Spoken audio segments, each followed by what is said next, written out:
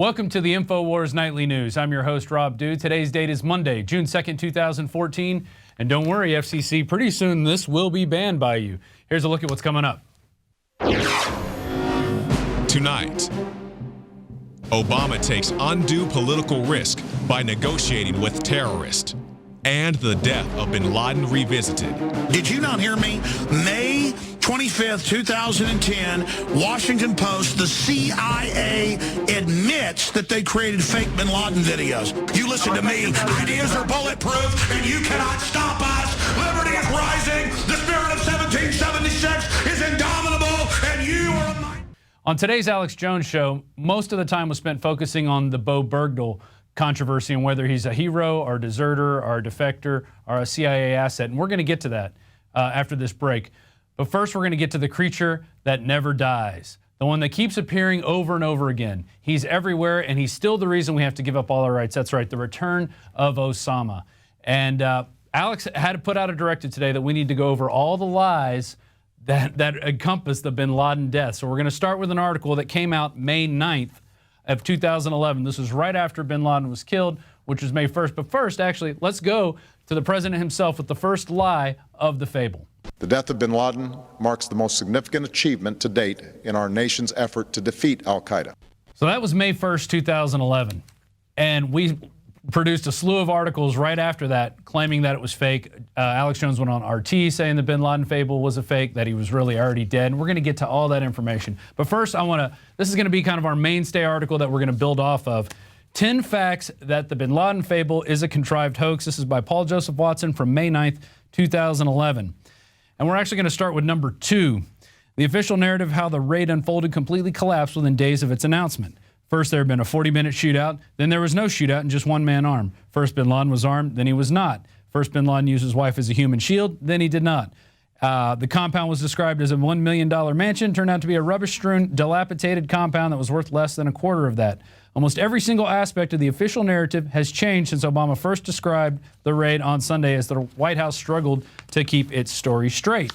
Now I want to point out an article that we wrote the day after Obama made his announcement. Inside sources. Bin Laden's corpse has been on ice for nearly a decade. And if you scroll on down to almost the bottom of this article, it lays out a really cool timeline that shows all the different spots where Bin Laden, there were hints out there from different people all over the world that Bin Laden was already dead. It has Benazir Bhutto, President Musharraf, even CIA officer Robert Baer, all kinds of people weighing in on the fact that Bin Laden had been killed already. And this is before the announcement made by President Obama on May 1st, 2011. Now, let's go to May 13th, 2011. Narrative behind Bin Laden fable flip-flops again. After first claiming the Navy SEALs recorded the entire 40-minute raid of the alleged Bin Laden compound live on their head cameras, CIA Director Leon Panetta subsequently backtracked, saying the video feed was cut off when SEALs entered the building. Now the official narrative has been reversed again, claiming the SEALs did in fact record the whole episode. So whether they had video or not, was the situation photo staged? Well, in this article, it goes back to this. This led to the accusations that the situation photos were staged, which prompted Hillary Clinton to claim that the dramatic over-the-hand image was in fact merely her coughing. Let's take a look at these situation room photos. There she is with her hand over her face. There's Obama and Biden looking on, aghast in horror. And then there's everybody else in America believing the BS fable. And now we go from the death of Bin Laden and the firefight that may or may not have took place and the videos that may or may not exist to his burial. It was claimed that he was taken by helicopter to an aircraft carrier out in the ocean and buried at sea. Well, we go to November 22nd, 2012, Kurt Nemo's article, No Sailors Saw Osama Bin Laden's Alleged Burial at Sea. More than a year after Navy SEALs supposedly killed former CIA asset Osama Bin Laden, a Freedom of Information Act by the Associated Press has produced emails revealing that no American sailors aboard the USS Carl Vinton witnessed the terrorist burial at sea. RT had an article that came out earlier that year, back in March. Here's the headline, Leaked, Bin Laden not buried at sea, body moved on CIA plane to U.S. The body of al-Qaeda leader Osama bin Laden was not buried at sea, according to leaked emails of the intelligence firm Stratfor, as revealed by WikiLeaks. So apparently it was bound for Dover, Delaware, and did not bury at sea, if you believe the myth at all, that they even killed somebody named Osama bin Laden. Now, let's go back in time to October 2011. Navy discharging 64 sailors for drug use distribution. The U.S. Navy said on Thursday it was discharging 64 sailors, 49 of them from the aircraft carrier that buried Osama bin Laden at sea. Wow. What are the odds that you're going to have 49 people on the same ship that buried Osama bin Laden that you're going to discharge for supposedly distributing drugs? Do we believe that? Is that a cover story? Who knows? That's up for you to decide out there. Of course, we need people out there to do the research into all these different things. Now, let's go back to the article, 10 facts that prove the bin Laden fable is a contrived hoax. And let's look at number 6.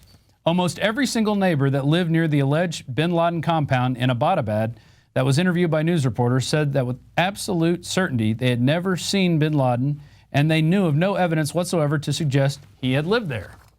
So you have this $1 million compound, which really isn't a $1 million compound, that he's supposedly been hiding out in for years with his whole family, and yet no one there has ever seen him in Pakistan.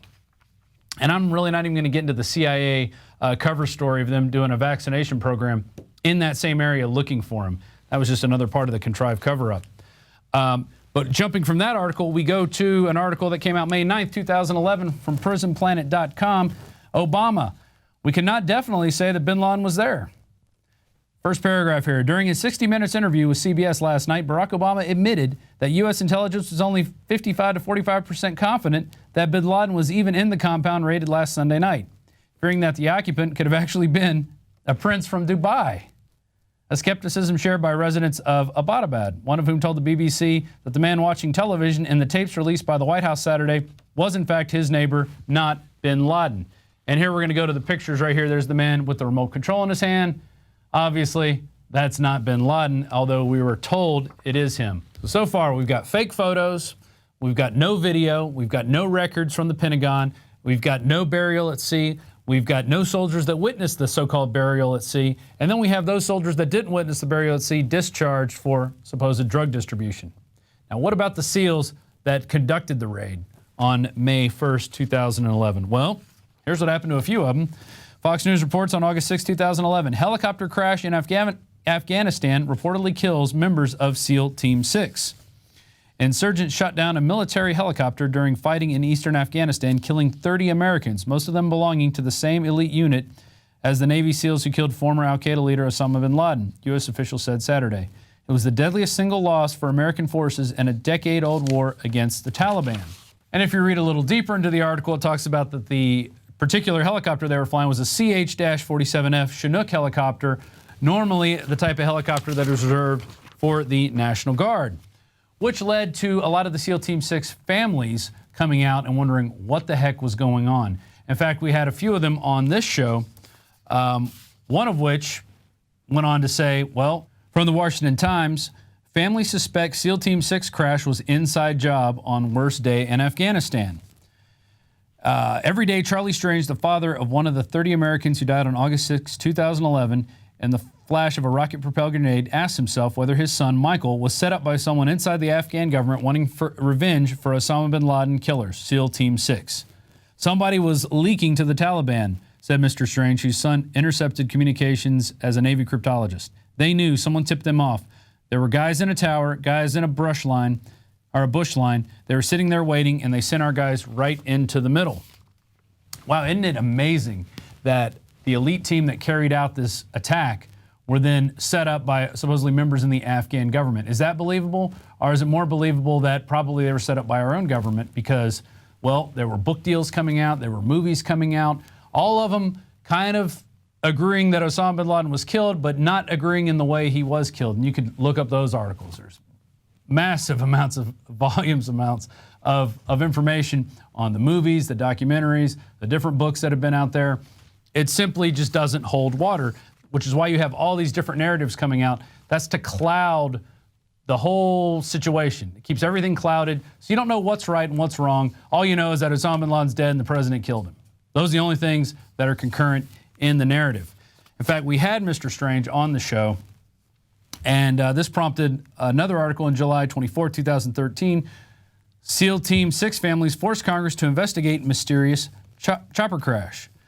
Led by Firebrand Rep. Jason Chaffetz, Congress is to launch an official investigation into the mysterious helicopter crash that killed several members of Navy SEAL Team 6 in Afghanistan.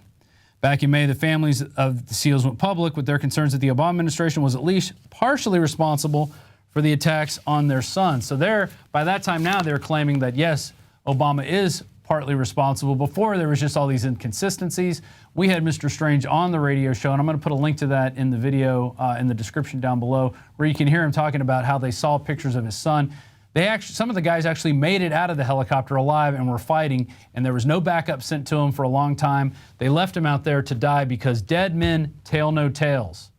That is the bottom line of this all. Those guys were set up and they were murdered, most likely 90% by our own government, to cover up this fable of Osama bin Laden.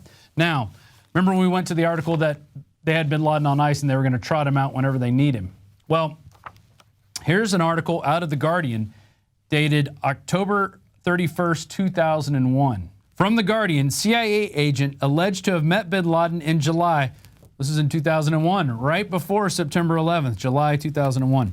2 months before September 11th, Osama bin Laden flew to Dubai for 10 days of treatment at an American hospital where he was visited by the local CIA agent, according to the French newspaper Le Figaro. Wow, so we had him back then, right before 9/11. We decided not to do anything because he was a CIA agent and his name was Tim Osman. You can look that up too. And then I want to take you to a really long transcript. This is a multi-page transcript that we put out on Jones Report. And this is from the Alex Jones Show, dated April 24th, 2002. And you may recognize the name, Dr. Steve Pieczenik. We've had him on the show many times, but back in 2002, it was his first appearance on the show. I'm going to get down here. It's buried many pages into this. They're talking about all kinds of stuff. There it is, SP, and Alex is asking him about the fat bin Laden. And he says, well, it's not a good situation, but it basically says to me that this is an orchestrated type of war, and I think that I didn't want to believe it for a very long time. And then I said that somebody is orchestrating something here with the agreement of the bin Laden family knowing full well that he would die. And I think that Musharraf, the president of Pakistan, spilled the beans by accident 3 months ago when he said that bin Laden was dead because his kidney dialysis machines were destroyed in eastern Afghanistan. Well, he was one of the few that knew he had a kidney problem. That wasn't well known before. Everybody thought he had heart disease. Well, he also had Marfan syndrome, another disease which does give you heart problems and also gives you weird shoulders and makes you abnormally tall, kind of like what bin Laden was. It was the same disease Abraham Lincoln had. And it also leads to people having short lifespans. So let me tell you, bin Laden was dead well before 2011. There's even videos out there of Benazir Bhutto naming the man who killed bin Laden, and she was killed in 2007. So it's been out there. It's out there many different ways. It's a big fable, and I hope this video, with all the documents and links that we're putting out at the bottom, lets you tell all your other naysayer trendy friends and say, when we killed him, Obama killed bin Laden. No, he didn't kill bin Laden. Bin Laden was dead a long time ago. Let me tell you, this information may not be around on the internet for long. With the FCC ramping up, in fact, they even got to our magazine. They're trying to ban our magazine that's out there right now. Infowars magazine this month focuses on the death of the internet and what's going to happen when they decide to take away the free internet, which we have now, and replace it with a new internet, one that you have to pay for to have your site listed, one that sites like Infowars aren't going to get the same treatment. Even though we don't even get the same treatment now, we're not listed on most news sources, even though we break a lot of stories. We're not listed on those because the powers that be do not want the truth out there. So you have to go get your copy here this month, Death of the Internet, the Infowars magazine. It's got all kinds of articles talking about why the internet's going to be taken away and how they're going to do it. It's not just going to be they're going to cut off the internet. They're going to set up rules and say we're going to have people analyzing different things. And if you're not giving, full treatment to all sides of the story, well, we're going to have to get rid of you, or you're going to be put on a second-tier status. They're going to do this, and it's all going to be done incrementally. So there's the back cover, banned by the FCC. Warning, this publication has not been approved by the Federal Communications Commission. Please put it down or return it to your local authorities. Thank you for your cooperation. There's your little warning there from the FCC talking about Infowars magazine. That's this month's edition. You can get a subscription. You can get this issue. You can get multi-issues. You can become a distributor of the magazine, even sell them yourself in your own place of business, or just hand them out to people to wake people up. So pick up this month's edition of the Infowars magazine, June 2014. Talks about the death of the internet. Don't let people sucker you into believing that Obama killed Osama, because that's not how it happened. And we'll be right back after this break with a big update on the Bowe Bergdahl situation. Stay tuned. It's Infowars Nightly News.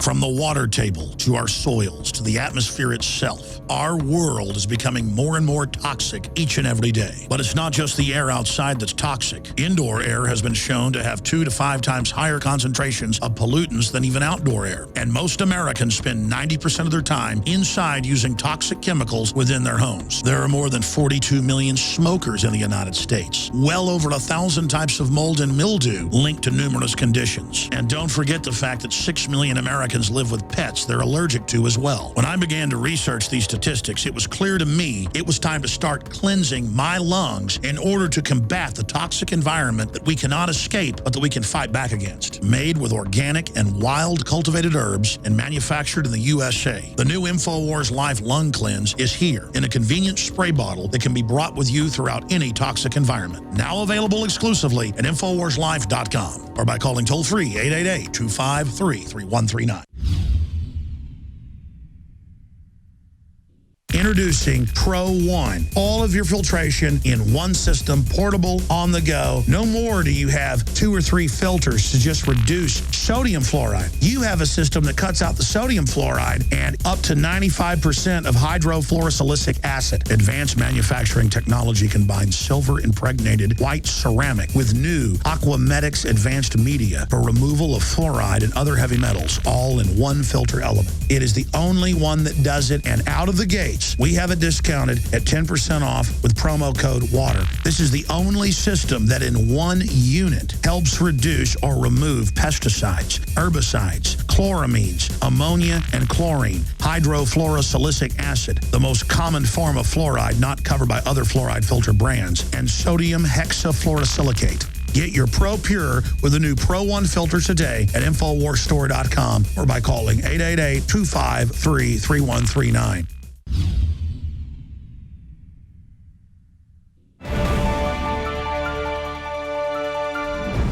Welcome back to the Infowars Nightly News. I'm your host, Rob Dew. Over the break, I was thinking about this. Really do encourage you to pick up this month's subscription to the Infowars magazine. It talks about the death of the internet and why someday when you wake up, it may not be the same internet that you used to know, the internet that you grew up with, the internet that's been with you from the beginning. It will be a different type of cold, hard, meaner internet that doesn't let you search for information like you used to. Now, moving on. Today on the Alex Jones Show, Alex and Staff Sergeant Joe Biggs, Leanne McAdoo, even Steve Pachinik got in on the Bowe Bergdahl situation. Is he a hero? Is he a deserter, as it was said on the Drudge Report today? Well, I'm just going to go over 4 clips, and then we have a report at the end from Leanne McAdoo about this situation and kind of all the different facets in it. The first one's from Alex, talking about why he thinks this doesn't really add up. 3 days after the White House inadvertently blew the cover, of the CIA's top officer in Kabul, President Obama on Wednesday said his administration is committed to effective intelligence gathering and protecting sources and methods abroad. And again, not that this story in and of itself is that important unless you use it to learn how things really work.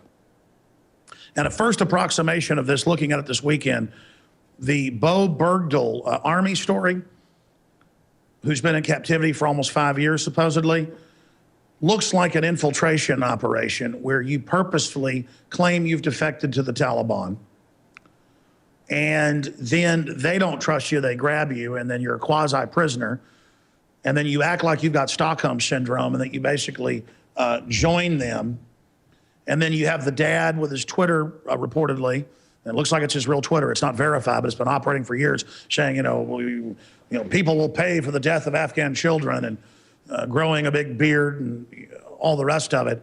The whole thing stinks to high heaven. All right, and this next clip has got Joe Biggs talking about how he thinks he wasn't captured as what the official narrative is, and that he actually walked off base because he had been talking about it before in his writings, in confidence with other people, and here's that clip.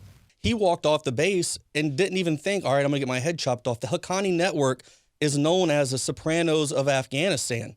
This next clip deals with the father, who is a 20-plus year veteran of the Postal Service and decided to learn to speak Pashtun. Joe talks about how when he goes into his accent, the things that he saw that a lot of other people who have not been to Afghanistan probably wouldn't even notice. Well, the funny thing is about his father. He is a U.S. Postal Service worker and had been for 20-something years. The fact that he speaks Pashtun in a very perfect dialect, I don't know many people in Idaho who probably speak Pashtun, but I think it's kind of odd that this man speaks it to the T. I mean, just the way he sounded, the way he said everything was spot on from what I heard when I was in Afghanistan. So I think there's a little something behind him. In this last clip from today's show, which I encourage you to go watch the entire exchange between Alex and Joe and their investigation into this matter, talks about a tweet that was deleted off of Bowe Bergdahl's dad's Twitter account. When I got to Bowe Bergdahl's account, the Twitter account, I saw that tweet, and I saw it right before it got deleted. He says, "I'm still working to free all Guantanamo prisoners. God will repay for the death of every Afghan child. Amen." Well, Bowe's father is supposed to be a devout Christian, so the fact that he misspells Amen, I found that to be a little weird too as well. But immediately they took that tweet down. And I find that, that in itself right there is a little shady too. So once again, I encourage you to go check out the full show today, and you can see for yourself all the questions that we're asking that aren't being asked by the mainstream media. We're going to go to a final short report here from Leanne McAdoo, and she's detailing the people that are going to be released from this prisoner exchange swap that was done with Obama and Mr. Bowe Bergdahl.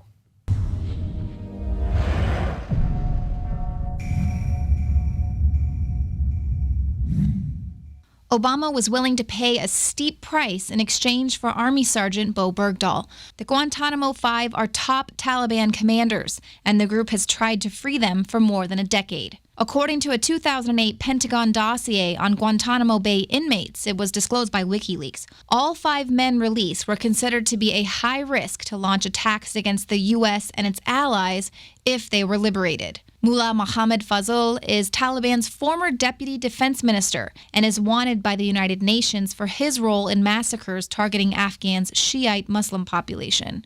Mullah Narullah Nouri was a senior Taliban military figure directly subordinate to Taliban's supreme leader, Mullah Omar. Nouri led troops against U.S. and coalition forces and is also wanted by the UN for possible war crimes, including the murder of thousands of Shiites. Abdul Haq Wasik is a former deputy minister of intelligence. At one point, he tried to cooperate with U.S. forces in Afghanistan, asking for a GPS system as well as a special radio to communicate with the U.S. military after the invasion in 2001. His dossier says that while he was deputy intelligence minister, he was a crucial liaison between the Taliban and other Islamic fundamentalist groups. Mohammed Nabi Omari held several military leadership posts for the Taliban. He helped organize the al-Qaeda and Taliban militias that fought against U.S. and coalition troops in the first year of the war. Nabi maintained weapons caches and supported extremist activities by smuggling fighters and weapons. Nabi maintains strong ties to active networks. Khair-ullah Karikwa, a former Taliban governor of Herat, was considered by the Pentagon's 2008 dossier to be a likely heroin trafficker and a major opium drug lord in western Afghanistan, and he likely participated in meetings with Iranian officials after 9/11 to help plot attacks on U.S. forces. The dossier says the detainee claimed to be a longtime friend of Afghanistan's President Hamid Karzai. According to AfghanistanAnalysts.org, Karikwa is the most senior of the 5 on the list.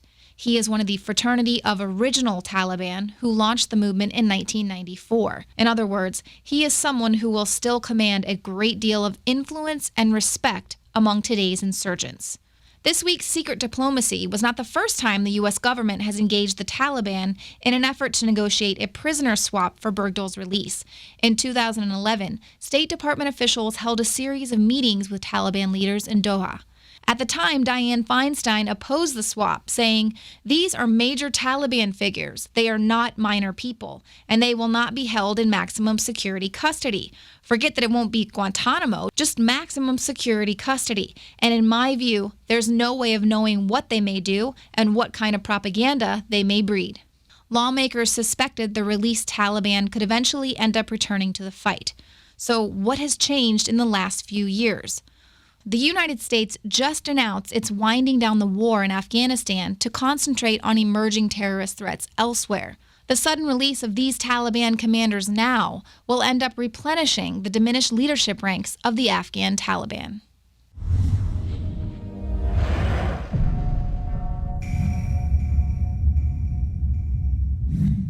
So there you go. It looks like the Taliban are going to be getting some of the worst back in their ranks, and we get one soldier who may or may not have deserted. I'm not saying we know the full answer right now, but we're definitely asking questions that nobody else is going to ask. We're going to go to another report here from Jakari Jackson that talks about the references to abortion in the Bible, and then when we come back from break, we're going to have Joe Biggs sitting down with a neighbor. He's going to be talking via video Skype with the neighbor of the Bergdahls. Stay tuned. It's Infowars Nightly News. Planned Parenthood has reached a new low.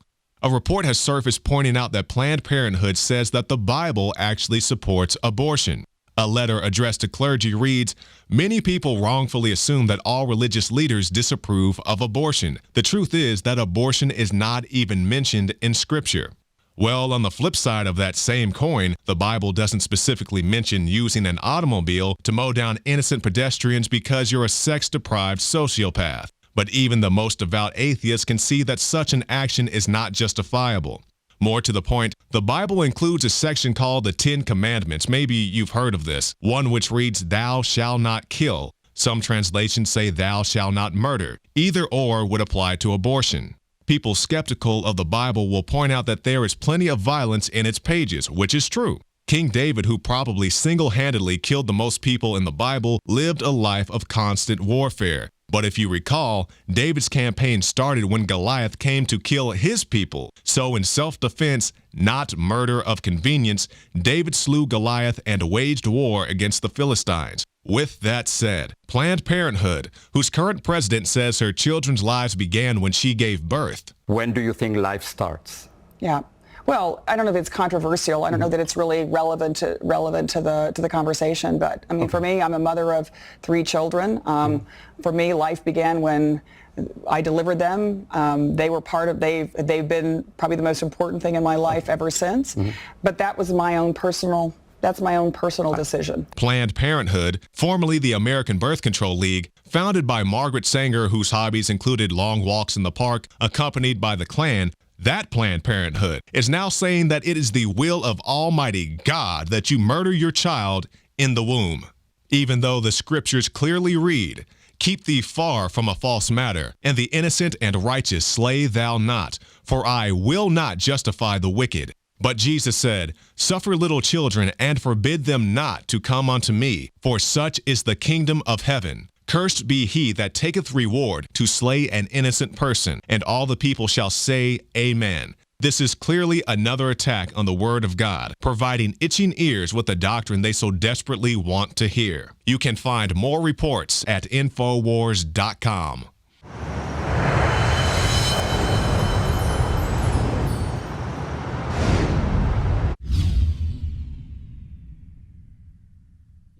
My friends, Alex Jones here to tell you about some of the most important information concerning you and your family's health. Radiation levels have more than doubled in the last 60 years in the Northern Hemisphere from all of the nuclear testing and radiological accidents. Radioactive contamination is now in most of the food supply. There's only 2 ways to avoid this. Move south of the equator or properly protect your thyroid with nascent iodine. Looking to protect my family, I've done deep research. Nascent iodine is the purest, cleanest, absolute best form of iodine to protect yourself and your family. It's made right here in the USA, completely non-GMO. I searched out the best quality and now have developed a double-strength form of nascent iodine, exclusively available at InfoWarsLife.com. Nascent iodine is on record as one of the only safe ways to detox from fluoride poisoning. Survival Shield Nascent Iodine. Secure your super high-quality nascent iodine today at InfoWarsLife.com. That's InfoWarsLife.com.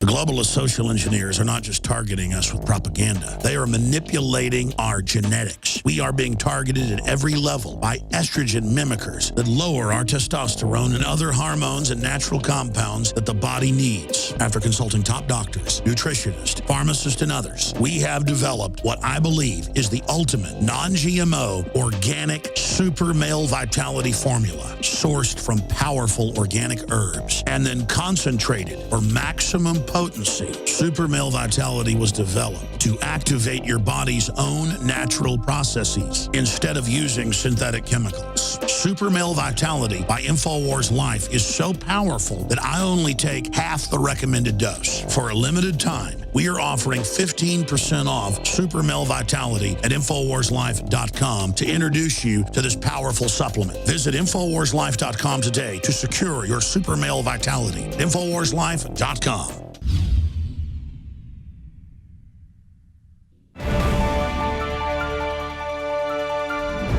All right, I'm joined tonight with Susan.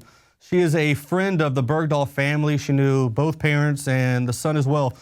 Susan, how did you know the family? I lived there for a long time.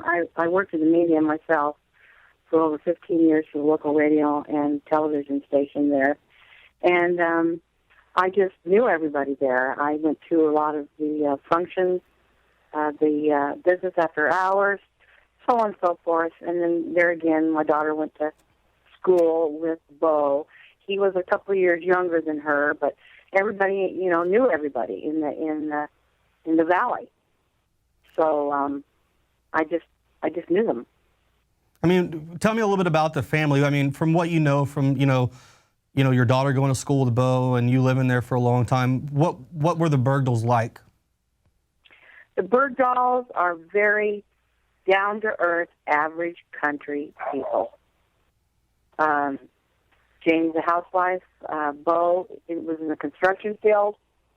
They're just good people. They just go to work every day, average country people. So you said he was a construction worker. Did you ever read the article that Michael Hastings published called "America's Last Prisoner of War"? Did you ever read that? The father said he worked for the UPS for 28 years. So is that not the case then? No, he worked for the UPS, but he started in the construction field with everybody else. That's how I knew him. All right, I just wanted to clarify on that. Okay. Yeah, that's absolutely correct, yes. And was the family at all religious in any kind of way? Were they very extreme in any kind of religion? I don't think so, and I really don't know, but I don't think so. I think they were just... And when did you notice, or were you still there, when the father began learning Pashtun and started growing out that, that Taliban-like beard? When did that start happening? Well, I got to tell you this, now, and this is a fact. When Bowe was captured, of course, the whole valley was devastated. We all got together and we put yellow ribbons around the trees and the posts all throughout the valley for, wanting Bowe to come home. There was posters everywhere, planted everywhere, until the day that Bowe was brought home. Well, it was approximately, I want to say, 6 months afterwards, Bob decided, just like any other father, decided to grow his beard and grow his hair, and he was going to let it grow until his son was brought home. It's as simple as that. There was no altercation. There was nothing about that. He just wanted to do that until his son came home, and that's what he did. He grew his hair and his beard. And as far as him speaking Arabic, I think he wanted to learn the language because I think they went over there to Afghanistan, and he wanted to speak it. And he is an intelligent man, so he learned it. So you said his father went over there? It seems to me like they went over to Afghanistan, but don't quote me, or went over there to the Middle East. I'm not sure. It's just with my experience, you know, I was in the Army, and Pashtun's not a very easy language to learn, and it's one of those languages, if you don't have someone to talk to every day and you're not able to, you know, converse with someone, it's hard to keep that dialect. And he was able to speak so freely and so almost just like he'd been doing it for so long. That's what I found to be a little odd. Really? Well, you know, I can't answer that. I just know that I think that they were going to do everything they could to get their son home. I don't think that there was any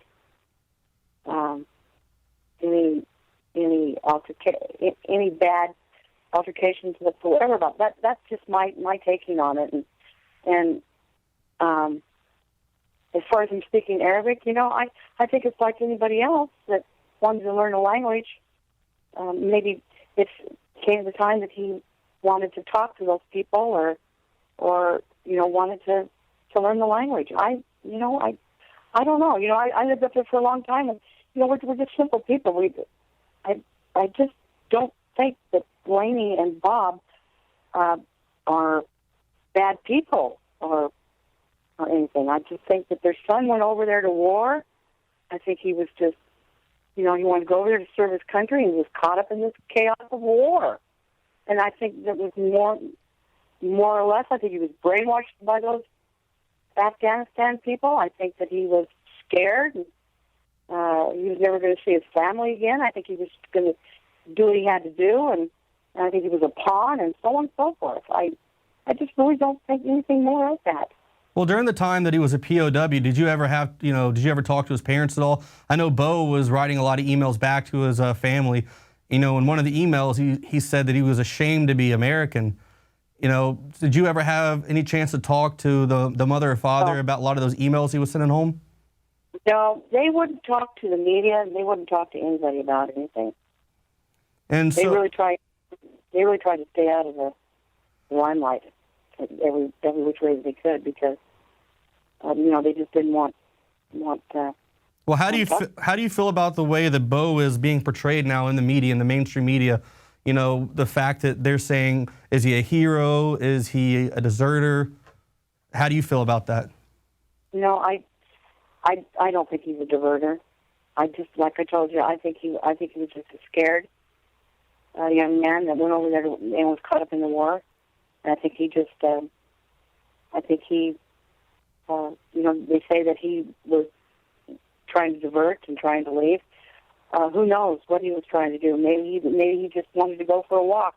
Maybe he wanted to just get out of there, and he got caught, and there you go. He was just innocent, a pawn. He didn't know what he was doing.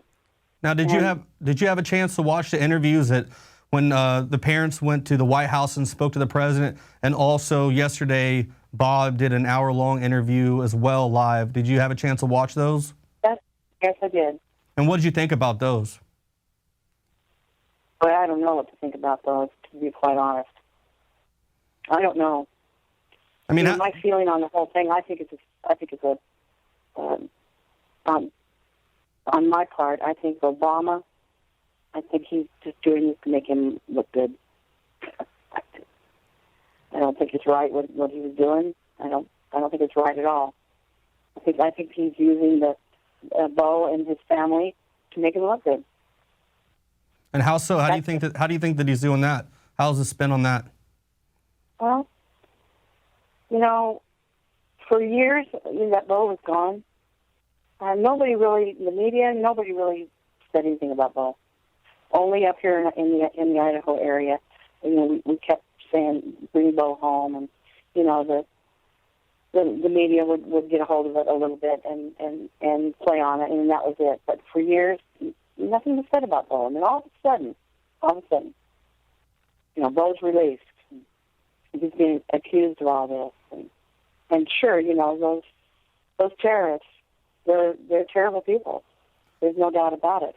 Well, in 2010, there was an article that said that Bowe had converted to Islam, and this is what the Taliban say, and that he had taught them how to make explosive devices, and that he had changed his name to Abdullah.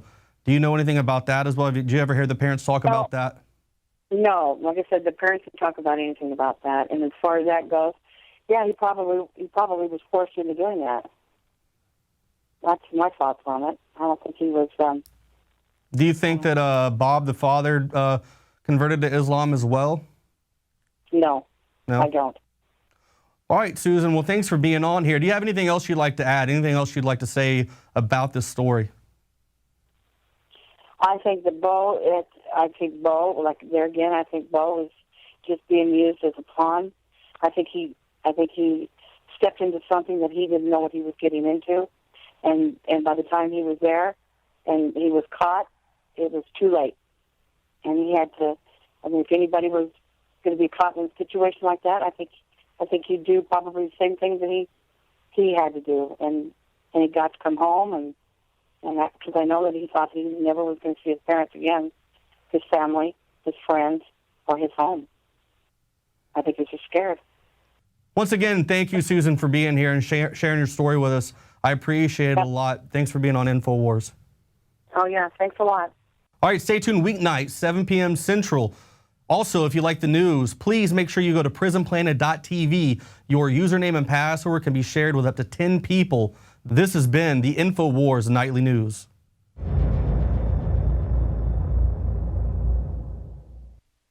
Celebrate the spirit of freedom and liberty upon which our nation was founded at InfowarsShop.com. Molon Lave is ancient Greek for come and take it. This popular design combines both classic Greek Spartan imagery with modern M16 assault rifles. Now available in women's tees and proudly made in the USA.